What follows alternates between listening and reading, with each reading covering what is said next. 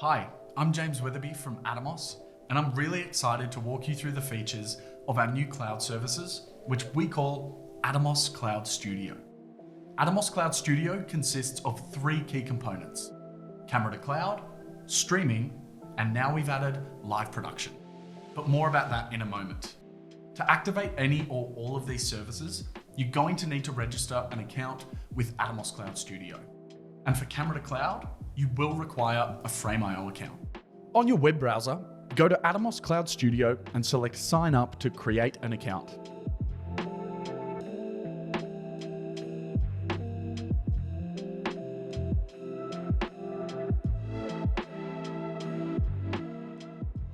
It's important to fill out all your details correctly and to choose the location where you're most likely to be using the services from. This will give you the fastest possible experience. Once logged in, within the Account tab, you can browse all the subscription options available to you. Select your level of subscription from free to our paid plans. You've got Starter, Classic, Premium, all the way through to Pro. From the Classic tier onwards, each subscription tier gives you included credits. You use those credits to buy Showtime, much like you would with data on a SIM card for your mobile phone. There's an amazing progressive upload feature for C2C on any paid plan, and there are selectable quality options available for both streaming and C2C also. At any time, additional top-up credits can be purchased for more live production time. Particularly useful for the $5 starter plan, which doesn't have any credits included. For the purposes of this exercise, I'll be showing you the features and benefits of a Pro subscription. This is our top tier with many options. So first, let's look at pairing our devices into our Atomos Cloud Studio account. First, you'll need to navigate to your Devices tab. And here you can see the Pair Device button. A Ninja 5 or 5 Plus with an Atomos Connect and Shogun Connect need to be on the latest version 10.90 firmware.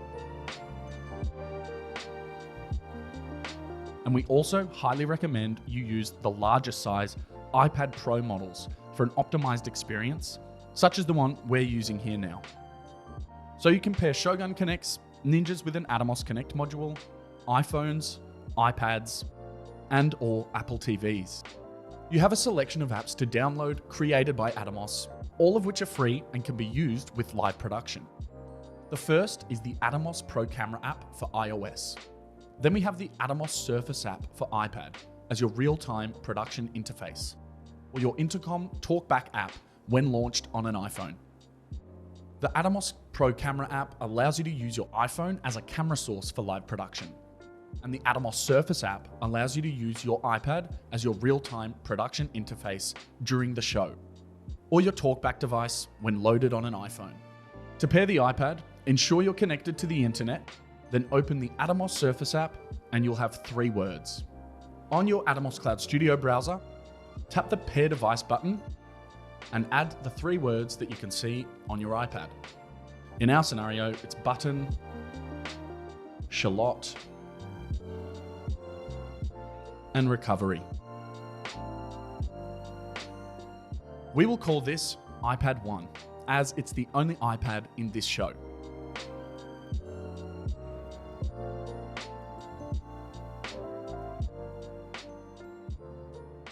The green dot on Atomos Cloud Studio signifies that the device is connected. You'll notice when you exit the app, it turns grey on your Atomos Cloud Studio. When you reopen the app, it turns green again. You'll also see on your iPad that it says it's linked to an account with the name that you called it when you set it up. We'll continue adding our other devices. Next, we'll add our first Shogun Connect. First, ensure it's connected to the internet beforehand. Navigate to the Connect menu, tap Pair, and input the 3 words into Atomos Cloud.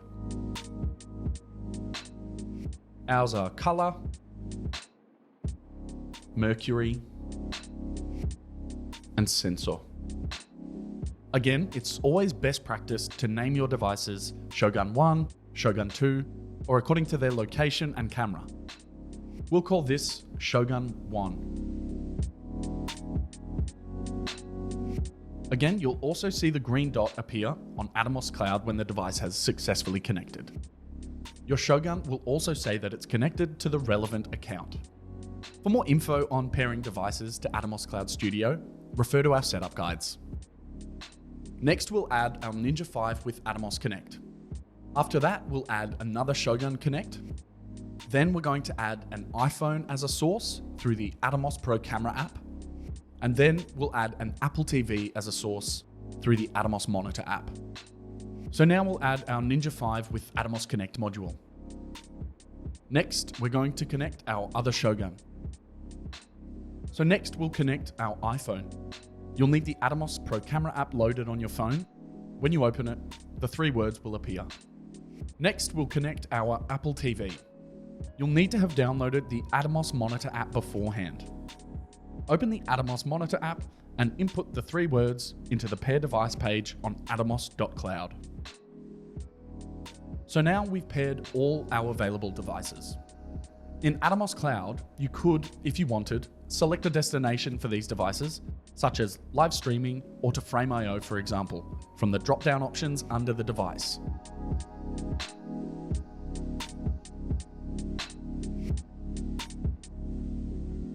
But for now, I'm going to show you how to add these devices to a live production show.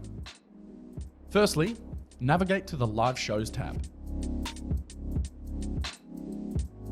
Now we're going to create a demo show to show you how live production works. The first step is to create your show. There are 3 types of show you can spin up at any time: basic, standard, or advanced. We're going to be utilizing advanced for this demo. This show costs 25 credits an hour, as it shows you here in the web dialog box. By the way, on signing up, every user gets a one-time, 1-hour free trial of the advanced show features with an Atomos logo watermarked output. This is shown as a demo show on the options list. We highly recommend you play around with this demo show to discover and learn about all the available features and configurations. You'll soon realize just how powerful this system is. Here is our show that we've just created, live production tutorial. We haven't started it. It says it's not running, but we are able to configure the show before it's actually begun. Click to enter the show tab. So here we have the first tab, which is the control and intercom menu. We also have the sources menu, where you can add your inputs, graphics, images, and configure picture-in-picture. Outputs is where you configure your stream output and your monitoring sources. You can also alter the show's output format from the system menu. So now that we've quickly just run through all the tabs in live production, we'll start to simply plumb in the devices to this show one by one. Let's start with our control surface, which can be assigned in the control and intercom menu. This needs to be an iPad that you've only just paired to atomos.cloud. Click Control Surface 1. Choose a device and select the iPad. And it will update with the relevant show name in the Atomos Surface app. You can add a second control surface if you'd like, which can be used by a graphics, vision, or audio switcher. We'll run through some of these scenarios a bit later. Multiviews.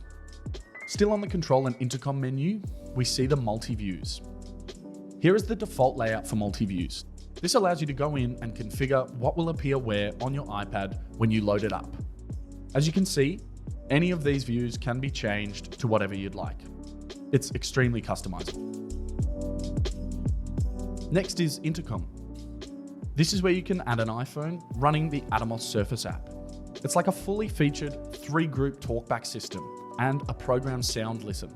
Very powerful for anyone on the production wanting to hear what's going out on air and to talk to each other. Now you can move over to the Sources tab to configure your inputs. Go to Input 1 and select whichever device you'd wish for that to be. For this tutorial, we'll make it Shogun 1. Input 2 will make our Atomos Connect. Input 3, we will make our second Shogun. And our fourth input will be our iPhone.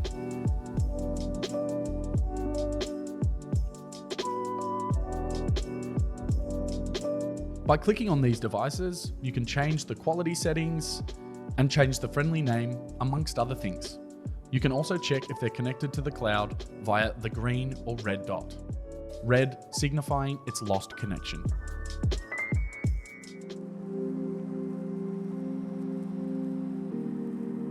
So next we have HTML graphics. So here you can paste a URL from an HTML5 graphic provider. For example, we have a link here to amazing free selections of templates from a website called Uno. It's a free graphical template with seamless integration with Atomos Cloud Studio. When you open the website link, here's what it looks like.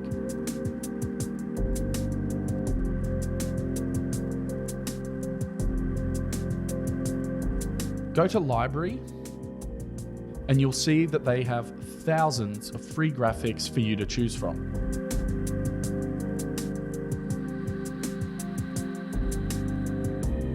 This is where you can customize it. When you finish customizing your graphic, you just copy the URL and add it into the URL slot in Atomos Cloud. Easy as that. So now, stills. You can also add still images. These can be PNG with alpha channels, used to create composites with other assets in live production, as you've just seen. So here is where you add your still images.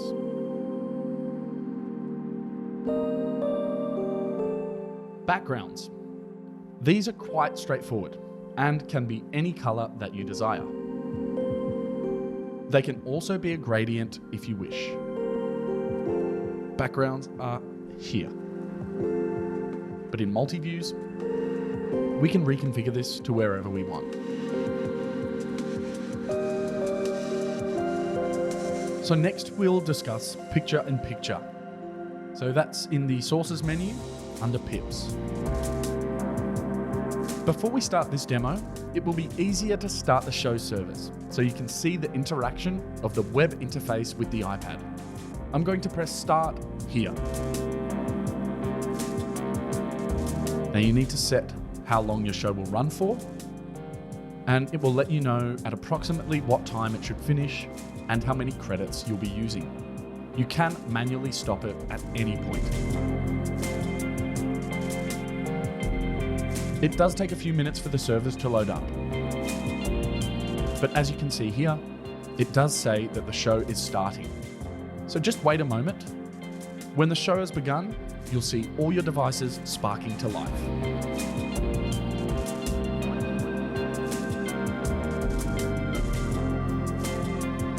When I cut to pip 1 in the program, you will see a number of things have happened. All the tallies have changed. The tallies, denoted in red in this case, make up all of the sources used to create pip 1. Pip 1 is composed of a background with sources over the top. The background source is from bank B, and as you can see, it also has its tally light on. When switching a pip to line, the 4 camera operators will see their tallies switch on as all 4 cameras are switched to line.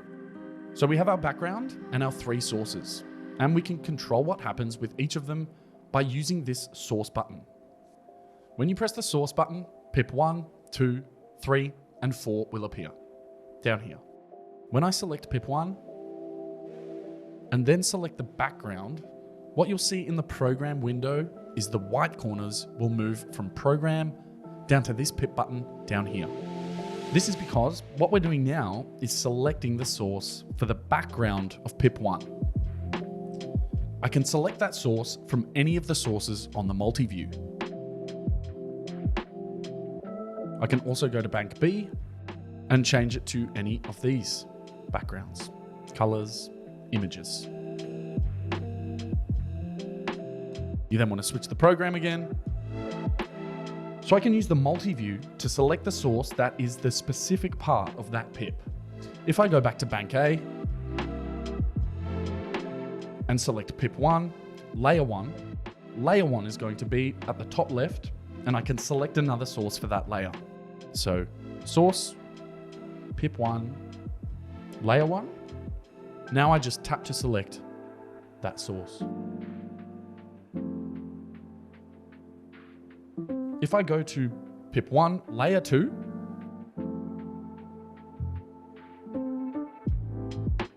I can select another source for the pip 1 window. So in terms of controlling what the sources are within the pip, it's actually done with this source button down here. We're sourcing for each of the various layers within the picture-in-picture.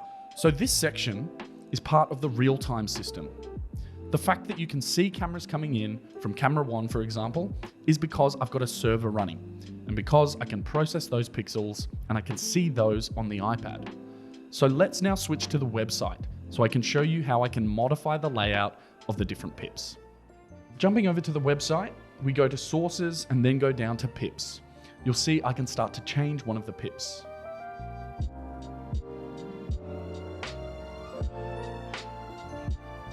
What we have is 3 layers. I can select these layers and manipulate them.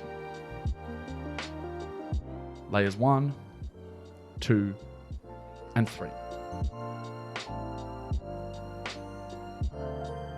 I can turn them on and off. So let's turn 2 and 3 off and hit save. And as you can see, these will disappear now on the iPad. So those layer 2 and 3 have now disappeared because that's my saved picture-in-picture 1. The actions on the browser have now been reflected on the iPad. One thing to note is that on the website, there are no images. This is because it's not real time. All adjustments made and saved in the browser will be reflected on the iPad. On the side panel to the right, you can also change the position and size of the window within the pip. So you can do this with your mouse, but you can also do it manually. Another option is you can mask the image and crop part of it off. When you click off it, you'll see it's now cropped.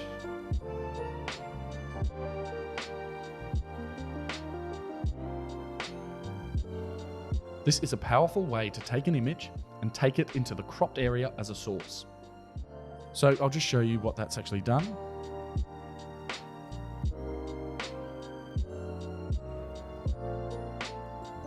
Source. So as you can see, that crop has been reflected on the iPad. Once again, this can be moved around to suit your creative needs. You also have the option to add borders. So once you're happy with your look, hit save and it will appear on the iPad. Once again, this can be moved around to suit your creative needs. You can of course add in other pip layers as required.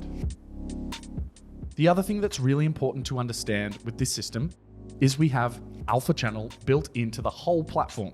And this allows me to do one clever and powerful thing. Turning off layer 1 and 2, and I'll turn on layer 3 and make layer 3 full screen.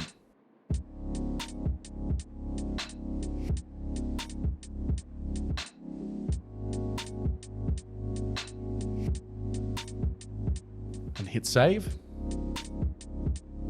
So what you'll now see is I've got an image that is over the entire picture. As I've cut to it on 3, you'll see that 3 is set to input 3. You can tell that because there's a 3 up in the top right-hand corner. I can change that around. As I'm cutting, you can see what I cut sits at the top. What I've started to create is this mini composite. What we see here is my background layer, my foreground layer with layer 3, the graphic source. Because the graphic source has an alpha channel built into it, you can see what I've actually built now is a composite. You can then move that composite around. If you go back to the website, you can see we've created a key that sits in the corner. So because the graphic source has an alpha channel built into it, it's HTML graphics. You can see what I've actually built now is a composite. You can then move that composite around. If you go back to the website, you can see we've created a key that sits in the corner. If I move around and click save, you will see that that composite has moved. This of course can be from an image player or anything else for that matter. So we can make keys that sit in the corner or full screen graphics that comes from our HTML system. It becomes not just a pip, it becomes a way of creating mini compositions.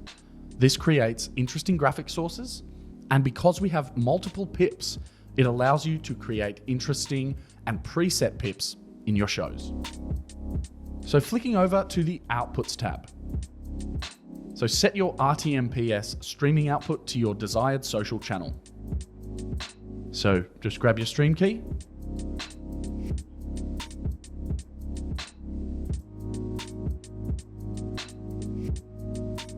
your URL,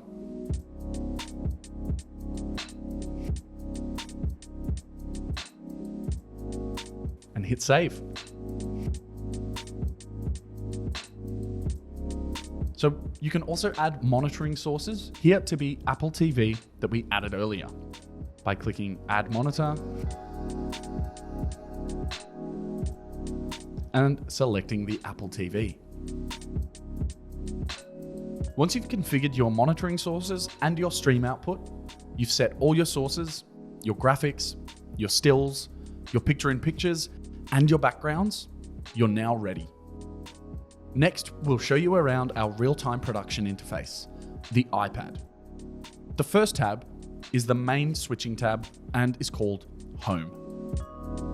To switch your program, ensure you've selected the program on the iPad, signified by the white borders, and tap to switch.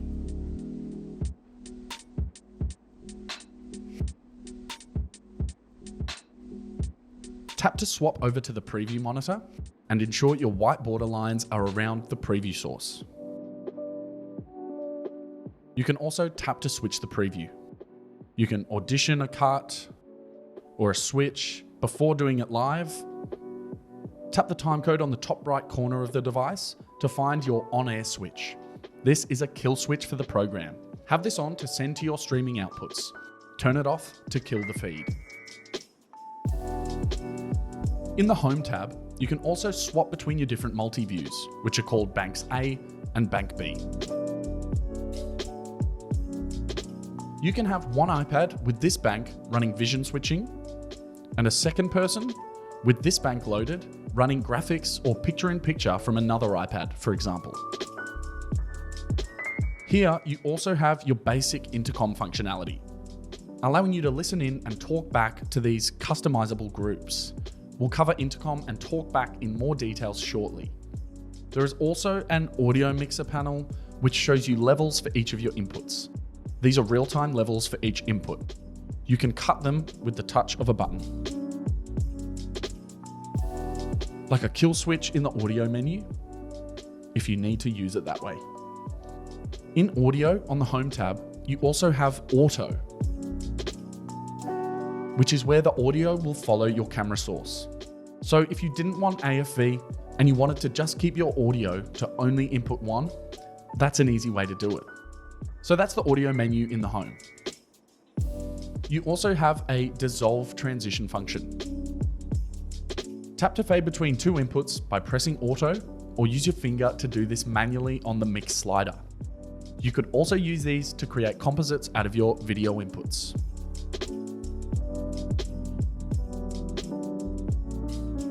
On the home page, you have your intercom here for your iPad. So here's where you can turn your master control for intercom, talk and listen. The actual intercom page shows all three intercom groups, but these buttons means you're listening to the intercom in that group, and that's your microphone on/off for that group. If you tap and hold your finger over the icon, you will get the ability to alter the volume. You might want certain channels louder than others.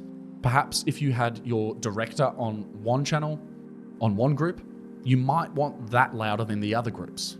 Here is your program monitor for your audio. Tap to turn it off and on and set the volume by holding your finger. So this is clicked at the moment, meaning that we are monitoring the program.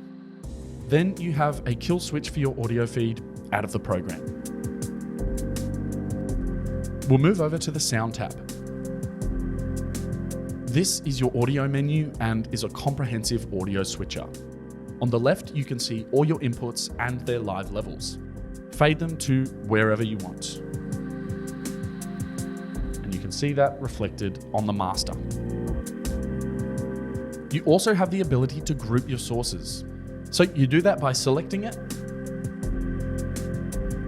and it turns gray, and you just set the group that you want that input to be a part of. So for example, we might have left and right channels on inputs 1 and 2.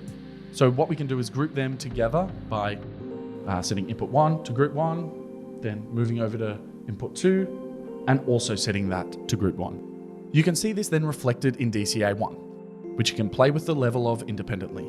As you can see, we have a few options for each channel. You can EQ each input. You can also pan them left and right. This is live, and another iPad loaded with the same show would see these changes on their iPad reflected live. We recommend you use a second iPad. It can be anywhere in the world, and getting someone to mix audio independently. Also in the audio menu, we have this feature called a pre-fader listen, which allows you to just listen to an audio source before it's faded up. Just tap PFL and you get to listen to that source, but it won't be sent to the program.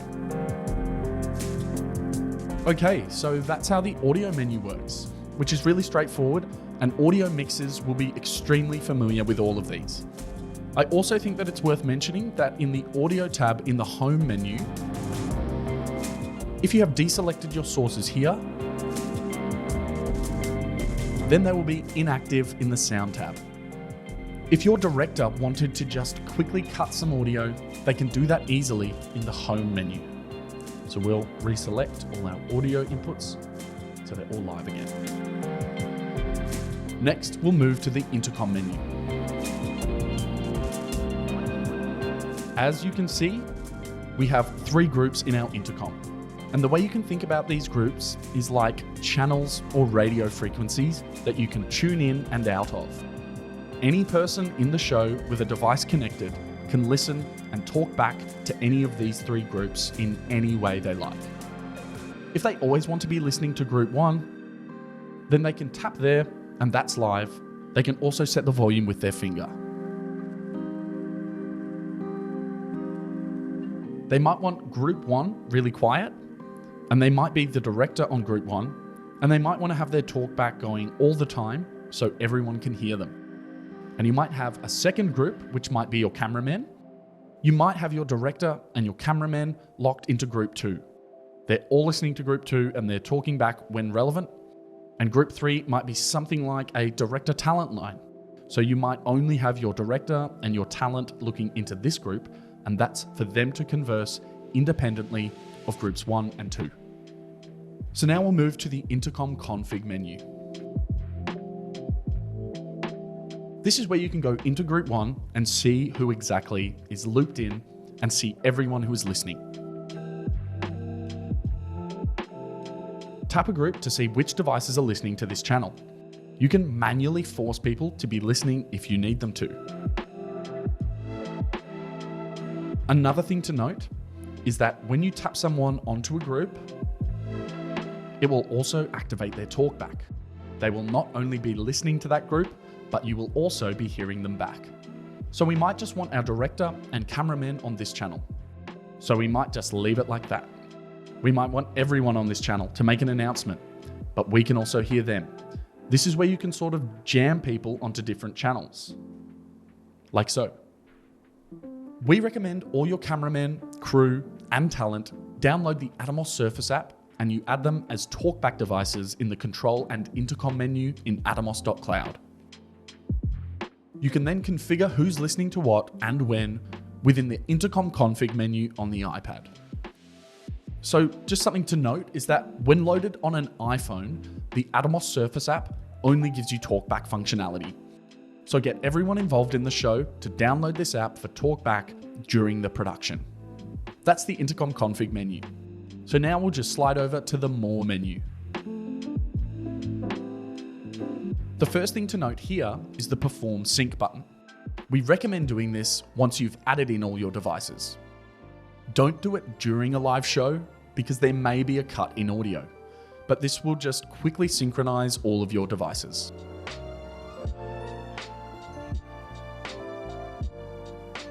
So here is the Multiview tab.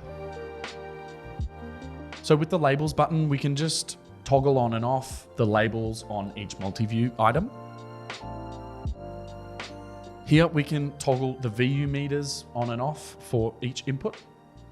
And down here is turning on and off our program VU meters. We'll keep them on. Obviously, these aren't baked into the program.